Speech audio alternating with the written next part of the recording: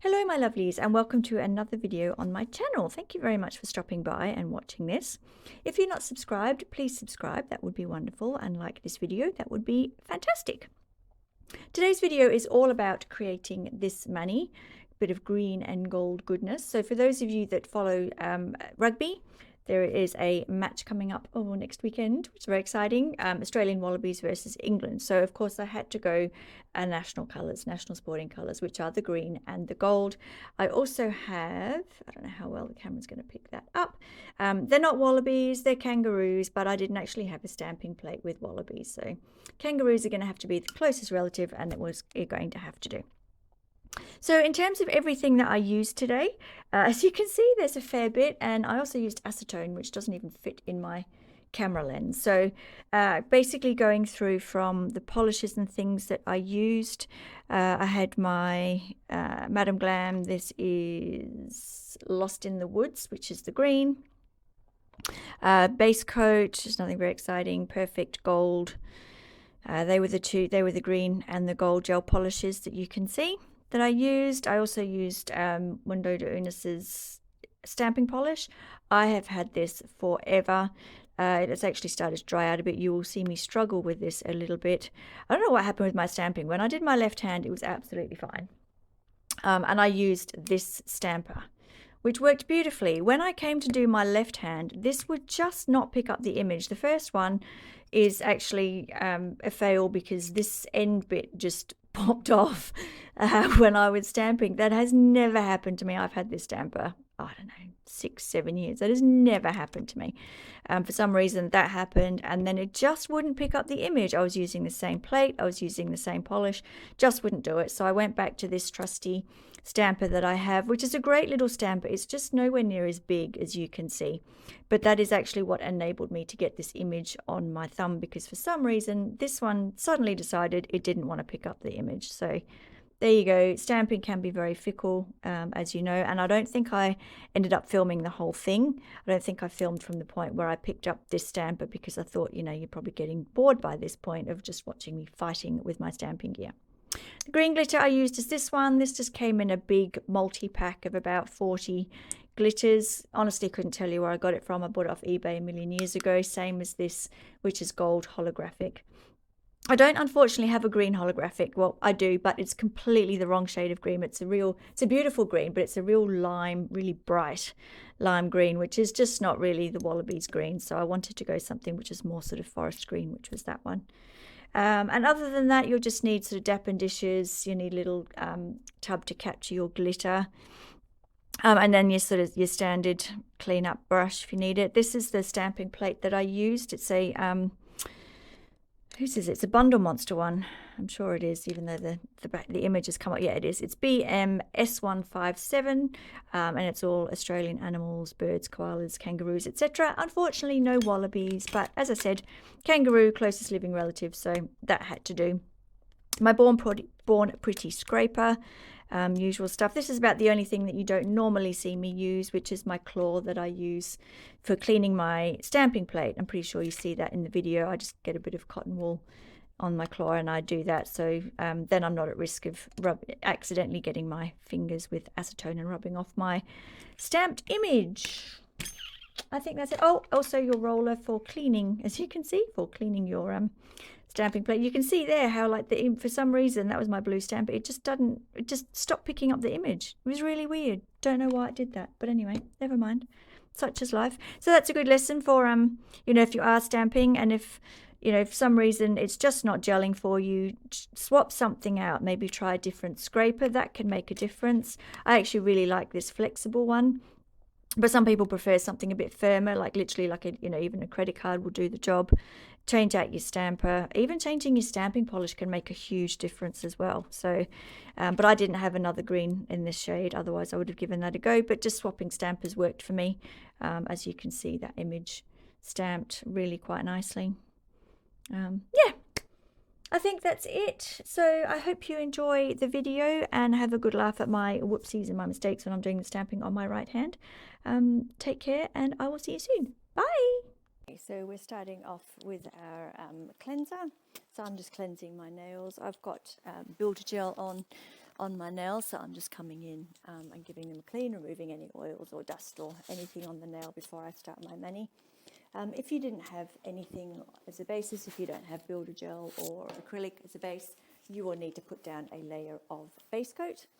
You won't see me do that because I've got the builder gel, so I don't need to do that. So I'm just coming straight in with my colour. This is the perfect gold. You'll see the brushes has gone a bit strange. There's a few fails in this video that, if nothing else, will give you a bit of a laugh. You know, sometimes things just don't go quite to plan. So I've left them in the video because, you know, these things happen. So you will see them. And one of them, of course, is my brush that is just completely misbehaving at this point. But that's fine. I'm just turning the brush as needed to make sure that that bit that's sticking out isn't going to affect my sidewalls at all.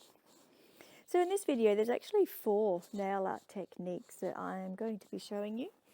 3 of them are around glitter and glitter placement. So first of all, we are going to be doing some burnishing of a holographic glitter. I have a holographic gold, which you'll have seen at the beginning of this video, and I always prefer to burnish in the holographic glitters because they just look amazing when that happens. And then with the green, I'm going to be doing raw glitter, also known as nail sugar. So that's where your glitter leaves a rough surface on the nail. You don't top coat the glitter at all. And then the third thing we're going to be doing with the glitter is a glitter fade. So you'll see me do that as well. And then the 4th technique we'll be doing is stamping. And yeah, there's a bit of a fail with the stamping. I'm not quite sure what happened with my stamping today, but my blue stamper, my true tried and trusted stamper that I've had for years, the end of it just blew out while I was stamping. And I had to revert to one of my other stampers. It was interesting. But stamping is a bit of a fickle business. For anyone that does stamping, you know exactly what I'm talking about. Sometimes a certain polish doesn't want to work with a particular plate or a particular stamper. And that happened to me today, even though my stamper stamped beautifully on the first nail, it just wouldn't on the second. So I had to change my stamper, which was fine. So it's always handy to have a couple of different types of stampers and polishes in case that does happen. But I'm just going in with a single layer of colour on each of my nails. So all 4 of these nails are going to end up with glitter on them. And you'll find, I think if you've watched any of my other videos, I always do a corresponding colour of gel polish underneath my glitter nails. Unless I'm doing a glitter fade in another colour, which I'm doing on my in my middle finger in this mani. But wherever I'm doing raw glitter or burnishing, I always put a layer of colour underneath. I generally only do 1 layer of colour, especially where it's colours like these, which are quite bold. I'll just do 1 layer.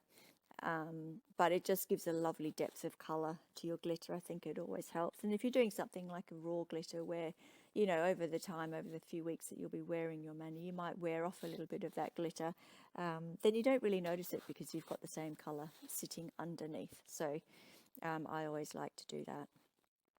So I am going in with a second layer of gold on my ring finger because that one is going to end up, you will be seeing the gold. So, and all of these polishes are 30-second cure. So when you see my hand just nip off to the side like that, I'm just going for a 30-second cure.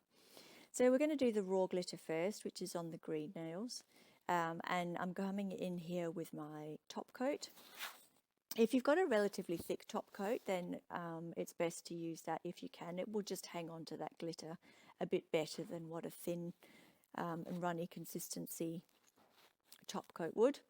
So come in with a relatively thick one if you can, and be quite generous with your layer of top coat. Do not stinge on the top coat here because you're wanting it to grip onto that glitter for a few weeks. So put a good layer of top coat down. Make sure you get everywhere on the nail where you want glitter, and make sure you don't go where you don't want your glitter. And then, yeah, don't cure that. So you're tipping the glitter onto that wet layer of top coat. You also want to make sure that you're using a tack-free top coat because you've got no option to remove the sticky layer. So you just want to make sure that you use a tack-free. And this is where, there you go. the joys of working with those little glitter pots. Never mind, doesn't matter. It ended up in a pile anyway. So I just went in with my, that's just my cuticle pusher upside down.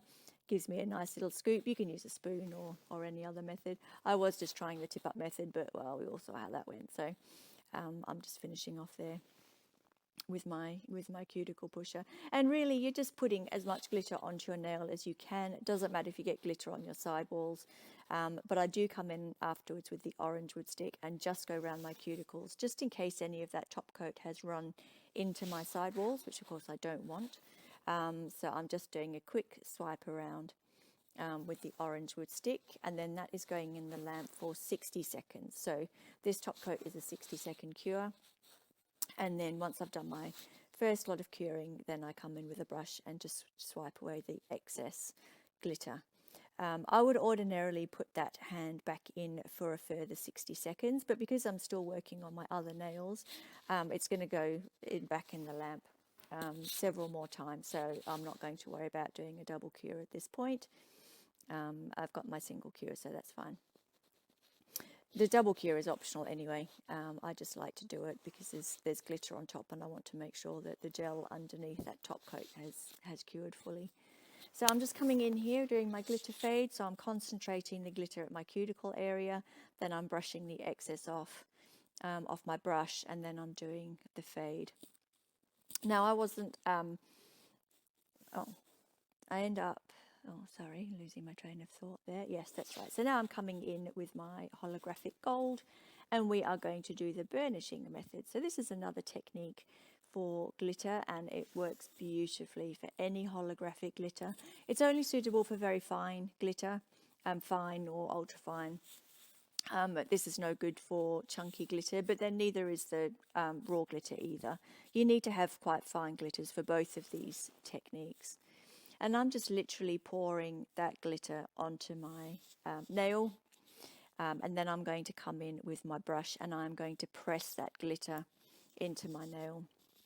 I'm using quite exaggerated movements for the sake of the video, but I'm just trying to demonstrate that I'm just pushing that glitter in. I'm not moving the glitter or moving my brush and doing the burnishing until now, which is when I go side to side and up and down the nail to get that burnished look. And that's just the way that I like to do it. I like to do it in that 3 steps because basically it's a foolproof way of doing it. There's pretty much no way that you can damage that inhibition layer when you're doing that. Then I like to come in and do a layer of base coat. This is entirely optional, and I'm sorry, I think I go out of shot here without realizing.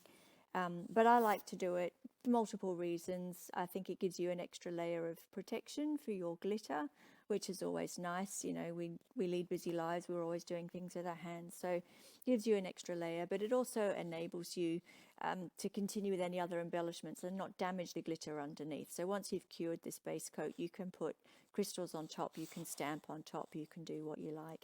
It also enables you to put on extra glitter, which is exactly what you'll see me do in a moment or two, because I didn't feel like I had enough glitter around the cuticle area. So the fade was fine, but I wanted a bit more opacity at the cuticle area. So I just go in, and that's, you know, the base coat enables you to do that. Yes, my nail does end up a bit thicker than what I would normally do, but it's at the cuticle area, so I'm not too worried about it. I'd be a bit more concerned if it was at the free edge, but my free edge stays nice and thin, so I wasn't worried about that. So yes, I take advantage of that, and then I just do a second layer, and then I'm going to go in with another layer of base coat because I didn't, the top coat I'm using, I don't have a separate one for glitter, and for those of you that work with glitter, it's impossible to basically go anything over glitter with any gel polish and not get any glitter on your brush. And I didn't want to do that with my top coat. This base coat I reserve purely for glitter, so it really doesn't worry me. So now I'm coming in with my top coat, and we've only got the 2 nails to top coat because we've got the raw glitter on our ring finger and our index finger. So I'm just literally top coating my little finger and my middle finger. And then that's these fingers done. Yeah, so it's when you're working with glitter, it's actually quite quick. It's one of the quickest forms of nail art that you can do. Unlike stamping, which you'll see, working with glitter is a lot more predictable. It's basically like you're always going to get the same result each time. Stamping is just like a world unto its own. Yeah, but you'll see, I mean, my first stamp goes beautifully. It goes, yeah, it's great. And then the second one is quite entertaining. I think I actually caught on video where my stamper exploded, so it gave me quite a shock, but it was quite funny.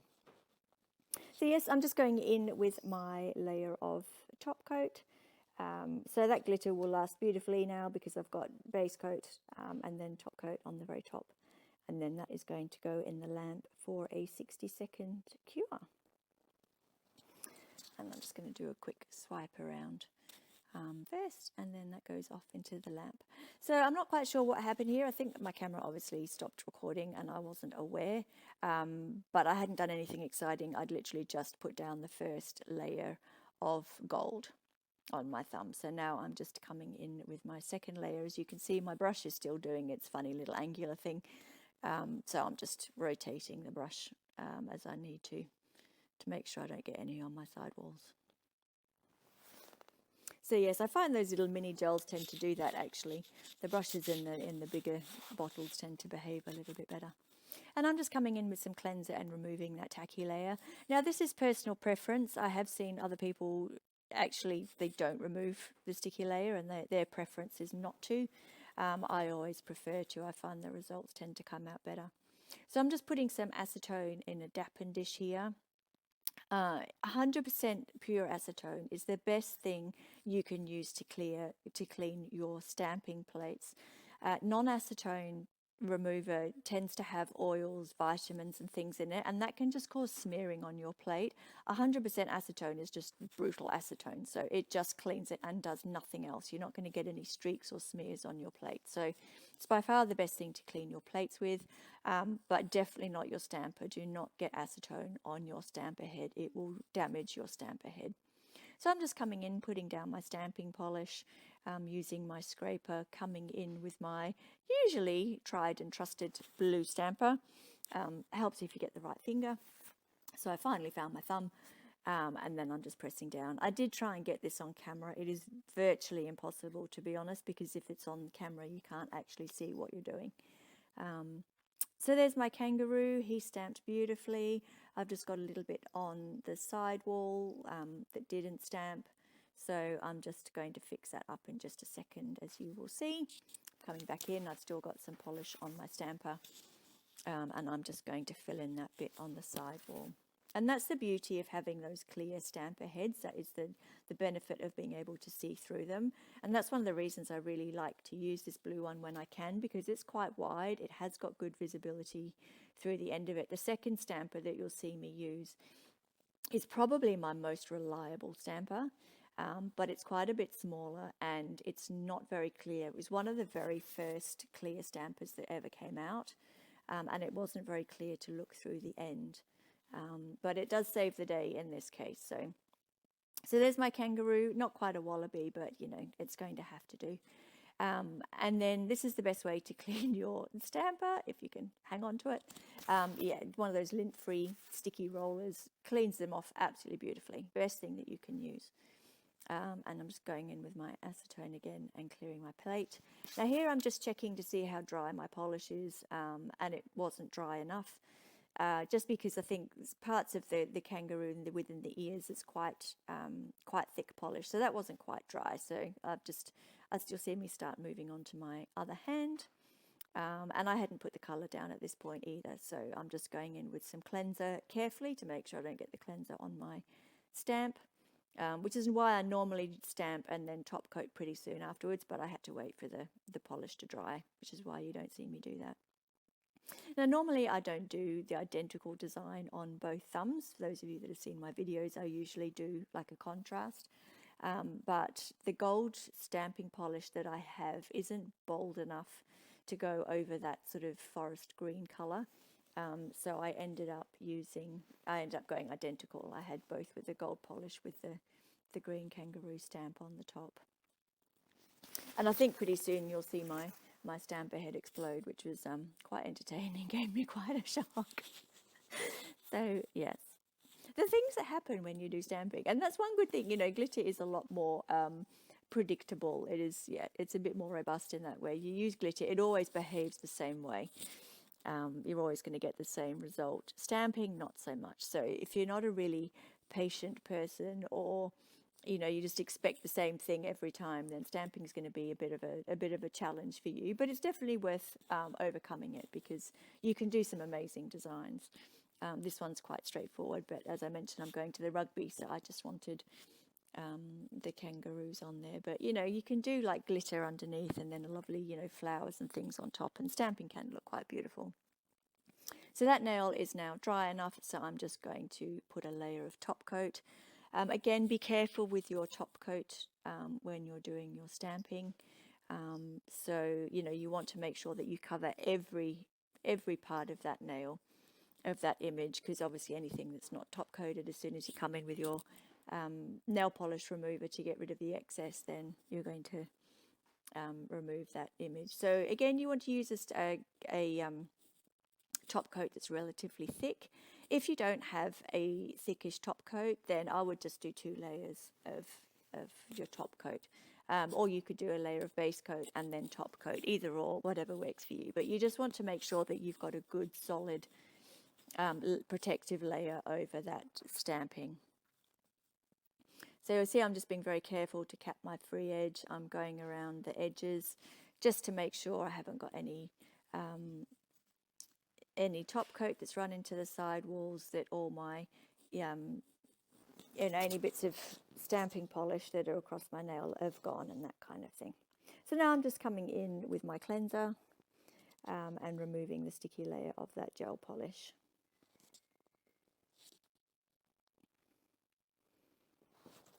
And I think this is about where you see my fail, where my stamper pretty much explodes.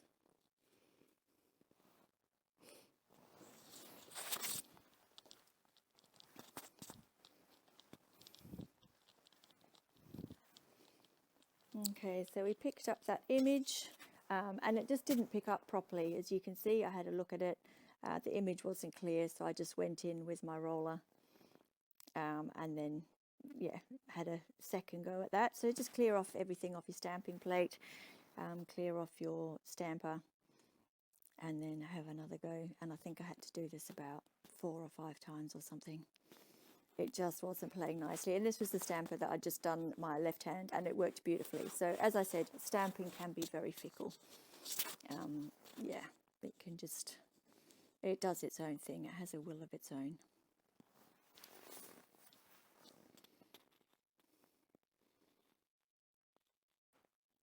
Okay, let me come in and attempt number 2. Okay, so that one picked up okay, and I think this is where my stamper head explodes. Yep, there you go.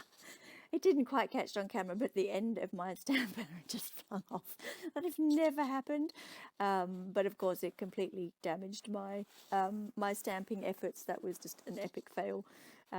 Quite entertaining. I've never had that happen before. It gave me quite a shock, as you could see. So I'm just coming in now with my acetone-free nail polish remover, and I'm going to remove that, yeah, that disastrous attempt at a stamp on my thumb. And I think you see me make one more attempt, and then it just clearly just was not working. So that was when I came in with my other stamper, which I don't think you actually see, because I was, yeah, I think I needed to move my camera out of the way so I could actually see what I was doing properly. But yes, it did work in the end. But yes, I had to come in with my other stamper. So, you know, there's the thing with stamping. If it's not going to plan, then change something up, whether it's your scrape. It depends on what's not quite working. Generally, it's going to be an issue between the polish and the stamper, which is what this is. The stamper just was not picking up the image properly. And this is a very thick stamping polish. All MDU stamping polishes are very thick, plus this one has got age on its side as well, so it's very goopy. But for some reason the stamper just didn't want to pick it up, so I ended up reverting to my other stamper. But I think I go get this on camera, but you can see it just didn't stamp very nicely.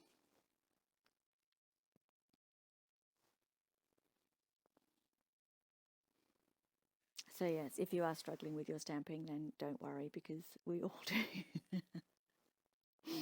We all have days where it just doesn't quite go to plan. So yes, there you go. I have another attempt, and then I get rid of it again. And then I come in, and I think this is where I start clearing everything away and bring in my other stamper.